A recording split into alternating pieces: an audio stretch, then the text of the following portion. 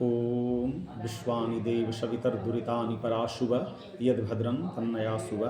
पूछिए, क्या पूछना है आप लोगों को। आचार्य जी, ये अगजा या होलिका दहन की क्या विशेषताएं क्यों मनाई जाती है, यह जानने की इच्छा थी। यानी कैसे उसको, इसकी विधि क्या है होलिका दाह करने की, जी और मनाने के पीछे क्या मनसा है। जी। हाँ, बहुत अच्छा प्रश्न है। इनके लिए, प्रश्न के लिए इनका बहुत बहुत साधुवाद। तो एक बहुत ही गहराई वाला विषय को लेकर के समझिए कि पूरे देश भर में इस पर्व को क्यों मनाया जाता है। तो हमारे प्राचीन ऋषियों ने एक रिसर्च किया, प्राचीन ऋषियों ने यह रिसर्च किया कि प्रत्येक व्यक्ति अपने जीवन को मनुष्य के तरह जीने के बीच में कई तरह के अच्छे बुरे कर्म उसके जीवन में हो जाते हैं। कुछ का उसे पछतावा रहता है, कुछ का नहीं भी रहता है। तो उस पछतावा, फ्रस्ट्रेशन, तनाव के कारण अगला वर्ष भी उसका खराब हो जाता है।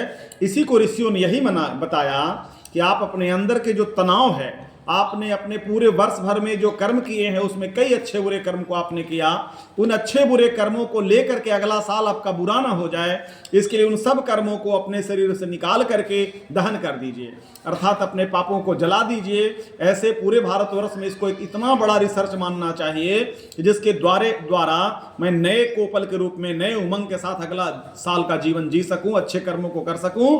इसी उद्देश्य को, जैसे अभी 12 साल का महाकुंभ हुआ, हमारे शरीर में, हमारे परिवेश में, हमारे द्वारा, हमारे परिवार के द्वारा जो अच्छे बुरे कर्म हुए उसको मैंने गंगा में प्रवाहित कर दिया और नए उमंग से जिए। इसी को प्रत्येक वर्ष होलिका दाह के रूप में भी हम लोग मनाते हैं। इसी को हम लोग बिहार में होलिका दाह का अगजा बोलते हैं, अगजा जलाइए, आग जलाइए, और ऐसे इसका शास्त्रीय नाम होलिका दहन है। तो होलिका दहन के पीछे यही रीजन है कि अपने जीवन के पूर्व में किए गए सारे पापों को, प्रायश्चित को हमने इसमें जला दिया। अब हम नए उमंग से जिएंगे, और ऐसे मन में रियलाइज करना चाहिए कि हाँ, मेरा सारा आज से दूर हो गया और हम नए उमंग में हैं। तो ये आपका होलिका दहन का रहस्य, रीजन, तर्क ये है।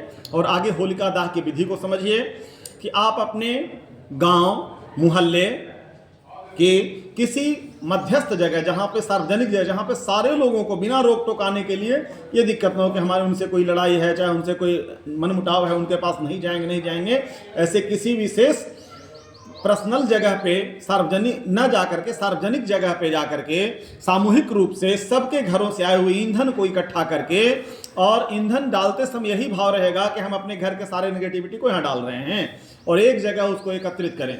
जिनको ऐसा लगता हो कि हमारे गांव मोहल्ले में अगजा किसी कारण से नहीं होता, कहीं दूर में होता है, और रात के समय में, चूँकि पूर्णिमा को होने का है, फाल्गुन महीने की पूर्णिमा तिथि को, और तो दूर ना जाएं, तो इसके लिए यदि व्यक्ति चाहे तो अपने घर में भी एक छोटा सा हवन कुंड की तरह हो या कड़ाही हो, उसमें भी होलिका दाह पर्सनली स्वयं अपने घर में भी कर सकता है।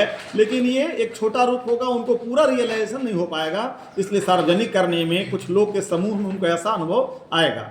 तो इस तरह से होलिका तैयार करके, दहन को, अग्नि को, समिधा को तैयार करके, और उसे यह मानना चाहिए हमारे पौराणिक कथा के अनुसार कि हिरण्यकश्यपु की बहन होलिका, अर्थात प्रहलाद की बुआ होलिका, जिसने अपने मन में पूरे नेगेटिव भाव, शिशु बच्चे को जलाने का भाव उसके मन में आया था और पूरे जीवन उसका नष्ट करने वाली थी, उस होलिका को इसमें दहन किया गया। ऐसे पौराणिक कथा हम लोग लेके चलते हैं।